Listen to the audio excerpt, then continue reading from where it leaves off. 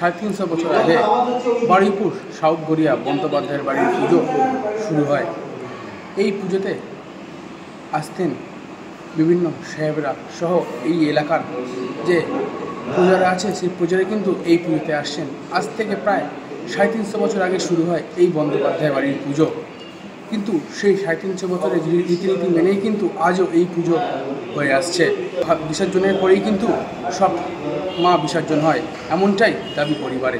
এটা হচ্ছে অরিজিনালি এই পুজোটা শুরু করেছে রাজকিশোর বন্দ্যোপাধ্যায় 1665 সালে। উনি প্রথমে আমাদের দক্ষিণ বারাসাতে আমাদের বসবাস ছিল, সেখান থেকে 1610 খ্রিস্টাব্দে এই দক্ষিণ গড়িয়া অর্থাৎ সাউথ গড়িয়ায় জমিদারি গঠন করার পরে উনি এখানে চলে আসেন এবং এখানে যে কাছারি বাড়িটা ছিল সেটা ম্যাকিন্টন বার্ন কোম্পানিকে দিয়ে রাজবাড়ি তৈরি করে 1665 সাল থেকে এখানে দুর্গাপুজো এবং দোলযাত্রা উৎসব হয়ে আসছে।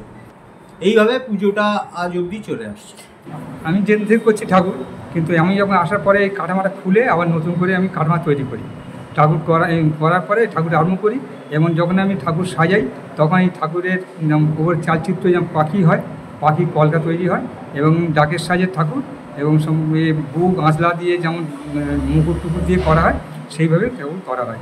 কটা দিন আমরা খুব আনন্দ করি, ভাই দাদা বোন সবাই মিলে আনন্দ করি, খুব মজা করি। সারা বছর পুজোর কত দিনের জন্যই ওয়েট করে থাকি।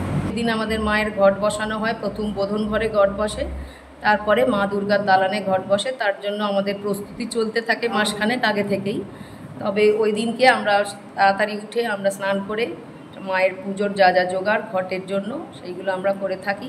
সে আমার ননদরা আসে এবং আমি আমার যা সবাই আমরা এটা একসঙ্গে খুব আনন্দের সঙ্গেই কাজটা করে থাকি। বারুইপুর সাউথ গড়িয়া থেকে প্রিয় মুখার্জির রিপোর্ট, কলকাতা টিভি।